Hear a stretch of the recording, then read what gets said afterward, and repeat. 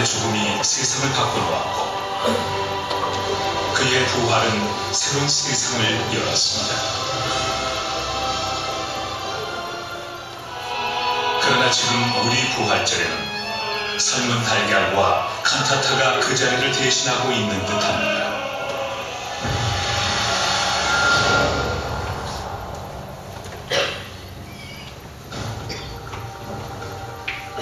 예수의 제자들은 3년간 예수와 같이 살았지만 그분이 말씀하신 부활의 의미는 알지 못했습니다.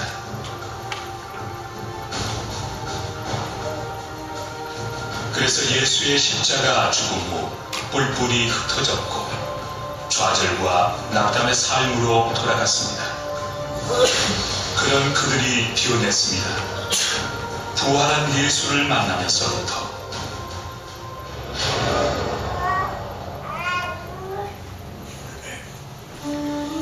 부활한 예수님은 엠마오로 가는 두 제자에게 말씀을 가르치셨습니다. 그들이 말씀의 새로운 의미들을 알아갈 때 마음이 비어나기 시작했습니다. 그리고 그분이 부활하신 예수님임을 알게 되면서 그들은 비워냈습니다. 밤새 그물질하는 제자들은 부활한 예수를 만나고 나서 더 이상 과거의 삶으로 돌아가지 않았습니다. 그것은 여태까지 경험하고 알지도 못한 새로운 세상이 있다는 것을 알았기 때문입니다. 생명을 창조하시고 생명을 다시 살리시는 하나님을 똑똑히 알게 되면서 그들은 부활한 예수를 전하기 시작했습니다. 그것이 그들의 삶의 가장 중요한 일이 되었습니다.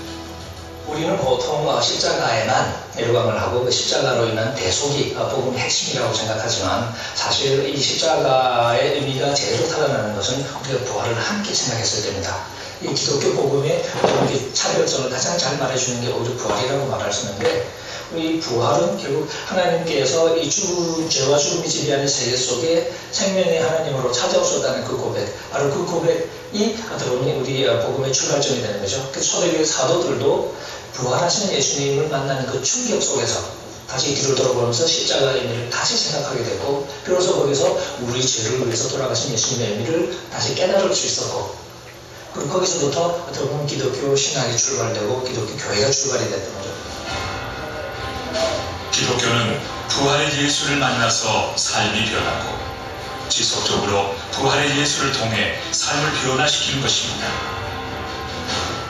그것이 기독교의 시작이고 기독교를 지탱하는 원동력입니다. 지금 우리는 부활한 예수를 만나서 살고 있습니까? 부활의 생명력이 지금 우리에게 있어야 합니다. 지금 우리에게 그 생명력이 없다면 우리는 부활한 예수를 알지 못하는 것이고 그것은 오로지 형식만이 남은 부활절을 만드는 일입니다.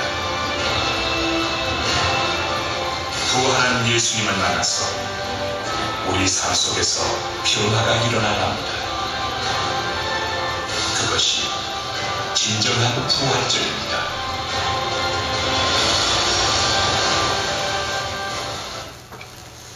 네, 방금 영상을 보신 것처럼 진정한 부활절은 주님을 만난 그 충격 속에서 변화되는 것이 진정한 부활이다 라는 것을 말씀하고 있습니다. 그래서 오늘 우리 주님께서 부활하신 내용들을 우리가 잠깐 살펴보면서 예수님의 그 부활의 의미를 또 함께 찾아보도록 하겠습니다. 우리 예수님의 부활은 사람이 죽었다가 살아나는 부활과는 다릅니다. 사람이 잠시 죽었다가 살아나는 사람은 종종 있습니다. 사흘 동안 있었다가 살아난 사람도 있고요. 그렇게 살아났지만 그 사람들은 대부분 다시 죽음으로 돌아가고 말았습니다. 성경에도 그런 인물들이 많이 나오는데 죽었던 나사로 나흘이 되었지만 그가 예수 그리스도를 통해서 다시 살아납니다. 그렇지만 이 나사로는 또 다시 죽음의 자리로 돌아가고 말았죠. 또 우리가 잘 아는 대장장 야이로의 딸도 12살 때 예수님을 만나서 회복이 되었지만 다시 살아났지만 그도 역시 때가 되면 죽음을 맞이합니다. 또한 나인성 가브리 아들도 마찬가지입니다. 그도 역시 청년 때의 죽음을 만났지만 예수님을 통해서 다시 살아났지만 그도 역시 죽었습니다. 오늘 예수님의 이 부활은 우리가 이 세상을 떠났을 때 영원한 하나님의 나라 변화체로 되어지는 부활을 의미합니다.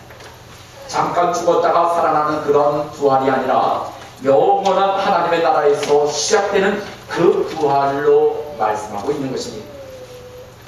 우리 예수님은 이미 변화산상에서 모세와 엘리야와 함께 변형돼서 말씀을 나누셨는데 그때 너무 이미 변화체로 이렇게 부활하실 것을 보여주신 것이다 라고 볼 수가 있는 것이죠. 바울 사도는 사람이 죽었다가 다시 사는 것이 없다면 이 말은 우리가 죽음으로만 끝난다면 기독교의 의미가 없다는 거예요. 우리는 반드시 죽음으로 끝나는 것이 아니라 죽고 나면 그 다음부터 시작이 되어진다는 것입니다. 그래서 우리는 육신의 죽음을 두려워하지 않게 되죠. 왜냐하면 영원한 하나님의 나라가 우리 가운데 있기 때문에 그래요. 그래서 많은 사람들이 순교를 당하고 많은 사람들이 고통과 아픔 속에서도 예수 그리스도의 십자가의 은혜를 가슴에 안고 부활하신 예수 그리스도를 향해서 달려가는 이유는 바로 오늘 우리가 죽으면 예수 그리스도께서 부활하신 것처럼 우리도 영원한 부활체가 되어서 죽음도 고통도 없는 영원한 천국으로 입성하기 때문에 오늘 우리는 예수 그리스도의 부활 얼마나 소중한 부활인지 모릅니다. 이 부활을 우리는 결코 잊어버려서는 안 될 것입니다. 그래서 이 부활의 영광을 우리 모두가 누려야 되는 것이죠. 이하여대 총장을 지내셨던 고 김한란 박사님은요, 부활하신 예수님을 만났습니다. 그 주님을 만나고 나니 이제 이 세상의 삶보다도 내가 장차 주님과 함께 영원히 사는 천국을 생각하니 너무 가슴이 벅찬 것을 느끼기 시작했다고 합니다. 그래서 그가 나중에 죽음에 이르면서 내가 이 세상에서 믿음으로 승리한 생활을 보내었고 승리자로서 하나님의 나라에 간다. 그래서 내가 죽거든 너희는 울지 말아라. 그리고 장례식을 치르되 결코 장송곡을 부리지 말고 슬피 울거나 그렇게 낙심하지 말라고 그렇게 이야기를 하면서 오히려 승리의 개선곡을 부르라고 얘기했다고 합니다. 그래서 그의 장례식은 장례식이 아니라 음악회가 되었고 정말 살아계신 주님의 품에 안기는 기쁨의 장례식이 되었다고 합니다. 오늘 여러분 그렇습니다. 주님의 이 부활은요, 바로 오늘 우리로 하여금 이 땅의 삶으로 끝나는 것이 아니라 그 다음 영원한 세계가 우리를 기다리고 있다라는 그것을 친히 증거하신 것이 바로 부활입니다. 그러므로 오늘 우리는 이 땅의 것 때문에 낙심해서는 안 됩니다. 또 여러분 이 세상의 모든 것들이 내 마음대로 안 된다고 낙심하지 마셔야 합니다. 또한 여러분 왜 예수 믿는 나에게 이런 아픔이 오느냐고 우리가 좌절해서도 안 되는 것입니다. 하나님의 의와 공평은 하나님의 나라에서 이루어지기 때문입니다. 그래서 하박국 선지자는 이렇게 고백합니다.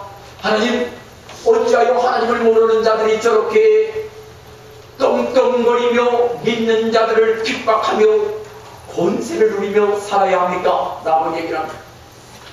그때 오직 의인은 믿음으로 말미암아 살리라. 장차 너희에게 믿음이 있어서 이 믿음을 통해서 하나님의 나라에 이를 때에 그때의 결과가 나오리라고 말씀하고 있습니다.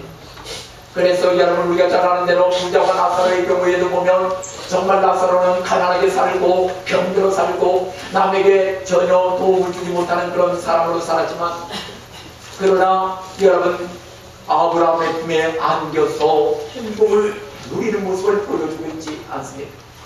그러나 반면에 여러분 떵떵거리며 세상에 향락을 즐겼던 부자는 음부에 떨어져서 고통을 당하고 있는 모습을 보여주는 것은 사람이 죽음으로 끝나는 것이 아니라 반드시 부활해서 한 사람은 생명의 부활로 한 사람은 심판의 부활로 바뀌어진다는 사실을 우리가 꼭 기억해야 합니다. 그래서 여러분 죽으면 끝나는 거지 라고 생각해서는 안 된다는 거예요. 주님이 부활하신 것은 바로 우리가 죽음으로부터 시작된다는 거예요. 장차 그 후에 주님이 어떻게 우리를 인도해 주실까?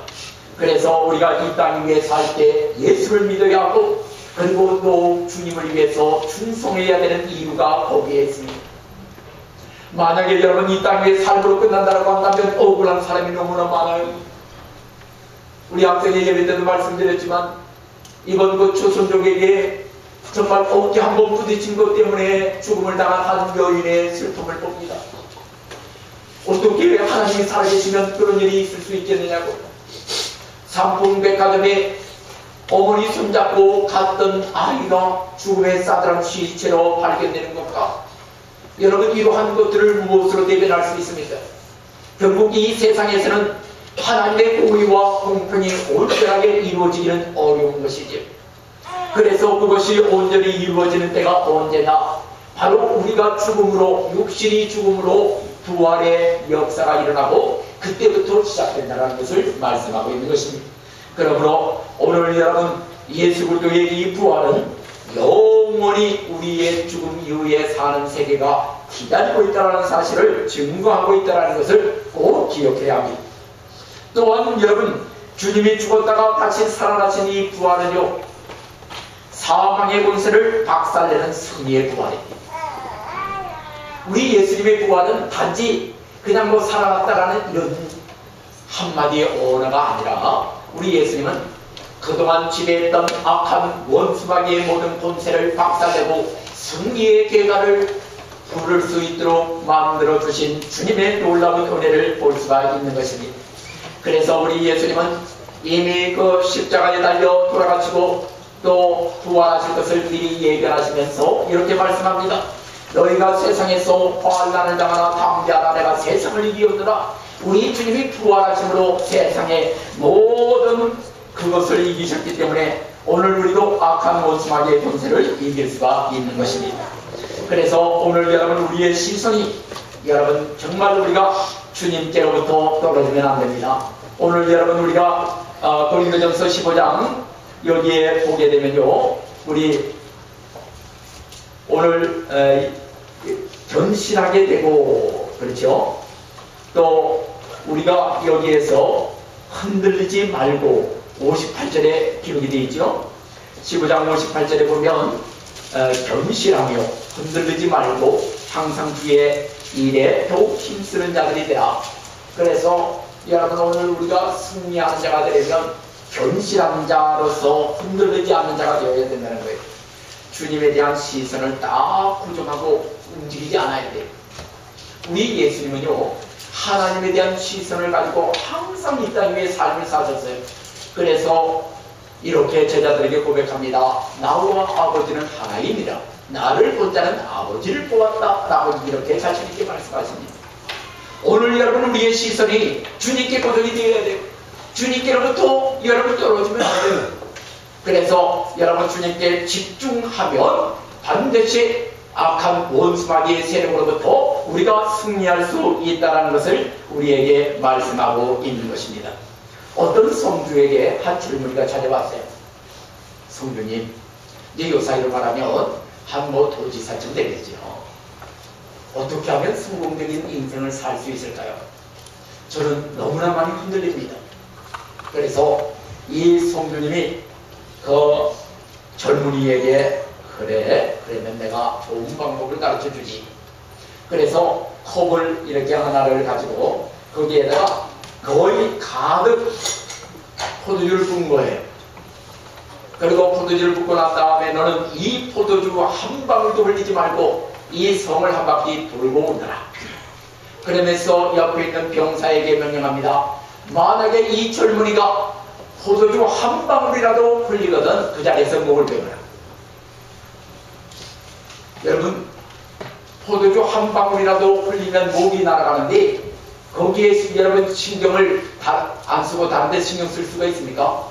성을 돌면서 오직 포도주 한 방울 안 떨어지는 것에 집중해서 돌기 시작합니다. 다 돌고 난 다음에 성주에게 왔어요. 한 방울도 흘리지 않았느냐? 네, 그렇습니다. 그러면 너는 오면서 뭘 보았느냐? 아무것도 보고 보지 못했습니다. 아니, 여인들의 음악 소리도 못 들었느냐? 못 들었습니다. 화려한 집들이 있는 것도 못 봤느냐? 못 봤습니다. 아니, 너는 지나다니면서 왜 못 봤느냐? 오직 이 컵에 있는 포도주가 혹시 한 방울이라도 떨어질까봐 혹시 신경 쓰다 보니까 옆에 것을 볼 수가 없었다는 거예요. 여러분, 그렇습니다. 오늘 우리의 신앙이 왜 흔들리며 견실하지 못하고 이렇게 넘어지느냐 하면 주님에 대한 시선이 자꾸 흔들리기 때문이에요. 오직 집에 잠을 잘 때에도 주님을 생각하면서, 일을 할 때에도 주님을 생각하면서, 걸어갈 때에도 주님을 생각하면서, 이렇게 여러분 주님께만 집중해서 여러분이 어떤 일을 하든지, 공부를 하든지, 사업장의 일을 하든지, 직장에 무슨 일을 하든지 주님에 대한 시선을 우리가 떨어뜨리지 않고 한다면 반드시 이 험한 세상 이길 수가 있다는 것을 말씀하고 있는 거예요.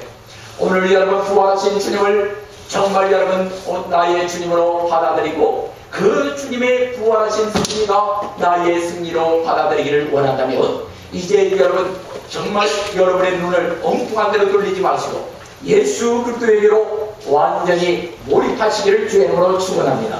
그리할 때 여러분들은 반드시 승리하게 되어질 것입니다. 그래서 결코 여러분 오늘 우리의 삶의 목표, 주님이 주신 그 목표를 향해서 주님의 주신 시선을 가지고 여러분 달려가면 반드시 여러분 승리할 수가 있게 되는 것이죠. 그래서 그 성주가 그 젊은이에게 이렇게 교훈했다고 합니다. 젊은이, 자네가 성공하는 삶을 살려면 앞으로 살아갈 목표를 세우고 거기에 집중하여 한눈을 다른 곳에 팔지 않는다면 너에게 다가오는 어떤 유혹의 소리도 들리지 않을 것이며 필경너는 성공할 것이다. 흔들리지 않고 성공할 것이라고 말씀했다는 거예요. 그러므로 여러분 오직 우리는 예수 그리스도께 집중하는 여러분 되시기를 주의 이름으로 축원합니다. 또한 이제 오늘 마지막으로, 오늘은 여러 가지 행사가 많아서 조금 짧게 하겠습니다. 오늘 마지막 부분에 여러분 우리가 기억해야 될 것은 오직 우리 주님께서 이 부활하신 것은 오늘 우리의 상식을 뛰어넘어 창조의 그 기적을 창출하라는 깊은 의미가 있습니다. 오늘 여러분 예수 믿는 사람이 내 상식, 내 생각, 내 경험, 내 지식으로만 생각하면 부활은 인정을 못합니다. 여러분 제자들도 인정을 못했어요. 예수님 함께 따라다녔던 어떤 사람도 예수님이 부활하셨다는 것을 인정한 사람이 없었어요. 왜 그랬을까요? 바로 자기들의 상식을 뛰어넘지 못했기 때문에 그래요. 그래서 주님이 부활하셔서 너희의 상식을 뛰어넘어 기적의 관점으로 나아가라는 거예요. 오늘 여러분 내 상식으로 이해되는 것만 이해하려고 하면 여러분 주님의 기적, 주님의 부활은 여러분의 승리로 나타나지 못합니다. 그래서 오늘 여러분 그 자리에서 이제는 정말 주님이 그 상식을 뛰어넘는 자리로 여러분 나아가셔야 합니다. 그래서 여러분 그렇게 나아가지 않으면 우리가 부활하신 주님을 형식적으로 하나의 절기로만 끝나버릴 때가 많습니다. 그래서 오늘 여러분 부활하신 주님의 동참하기를 원한다면 이제는 내 상식으로 이해하려고 하지 마시고 기적의 관점에서 나아가시기를 주의 이름으로 축원합니다. 여러분 골리앗과 다윗과의 관계를 한번 생각해 보겠습니다. 여러분 상식적으로 보면 골리앗이 이길까요? 다윗이 이길까요? 골리앗이 이깁니다. 왜요? 키부터 생각을 해보겠습니다. 키가 골리앗은 3m가 넘는 거울입니다. 다윗은 어린 소년입니다. 제가 볼 때 한 1m 50이나 한 60쯤 됐을까요? 절반밖에 안 돼요. 그 다음에 여러분 골리앗은 여러분 도구 장사입니다. 그러나 여러분 이 다윗은 양치는 어린 소년이에요. 아주 풋나게 난 사춘기의 소년인지도 몰라요. 비교가 안 됩니다. 그 다음에 여러분 또 하나는 골리앗은 전쟁에 수를 세운 혁혁한 공로를 세운 싸움을 아주 잘하는 경험 많은 장수입니다. 그런데 다윗은 한 번도 싸워보지 않고 맨날 약만 지키고 맹수가 올 때 쫓아내고 하는 그거 외에는 한 게 없어요. 상식적으로 보면 골리앗이 100% 이깁니다. 그러나 여러분 주님의 관점으로 보면, 예수님의 관점으로 보면 여러분 다윗이 100% 이기는 줄로 믿습니다. 왜냐하면 골리앗의 마음속에는 골리앗 또 악한 영이 자리 잡고 있을지 모르겠지만, 그러나 모든 것에 부활하시고 승리하신 주님, 우리 하나님이 다윗 가운데 함께 하시기 때문입니다. 오늘 여러분 부활의 승리는 바로 여러분 상식적인 것으로 바라보는 신앙인들은 더 이상 하나님의 기적의 부활의 역사를 경험할 수 없다는 거예요. 이제 여러분 우리가 하나님의 관점, 예수님의 관점으로 가셔야 다윗처럼 승리하게 될 줄로 믿습니다. 그래서 여러분 사무리아 사람이 아무리 강해도요 예수님을 이길 자가 없어요. 하나님이 이길 자가 없는 거예요. 조영기 목사님이 지은 4차원의 영적 세계를 보면요, 여의도에 이제 여러분 교회를 지어야 되는데, 그 당시 여의도를 막 이제 개발하는, 미국의 뉴욕에 있는 맨하탄의 섬처럼 그렇게 이제 개발하는 작업이 시작이 되면서 이제 공시가 하나 나왔어요. 교회 종교 부지를 하나를 준다. 종교 부지가 하나가 주어지는 거예요. 그랬더니 막 그냥 장로교, 감리교, 진례교, 또 뭐 순복음, 또 뭐 불교, 원불교, 뭐 온갖 종교들이 다 와 신청서를 냈더라는 거예요. 그런데 이제 여의도 순복음교회 조영기 목사님도 그걸 가져갔다는 거예요. 가져갔더니 어느 교회에서 오셨습니까?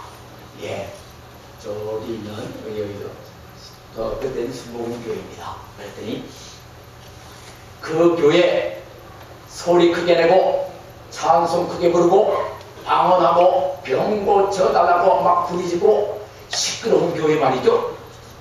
아, 맞습니다. 그런 교회는 우리가 요 앞에 국회의사당에 들어오기 때문에 그런 막 그냥 막 하는 교회는 들어오면 안 됩니다. 돌아가십시오. 거기서 거절을 받은 거예요. 정말 납치청만이에요. 왜냐하면 다른 데는 신청서라도 제출했는데 시끄럽다라는 이유로 아예 제외가 돼버렸어요. 그래서 돌아와서 하나님께 기도했다고 해요. 하나님 보셨지요? 우리는 신청서도 아예 제출하지 못했습니다. 그랬더니 하나님께서 어찌 너는 너의 머리로 이해하는 것만 이해하려고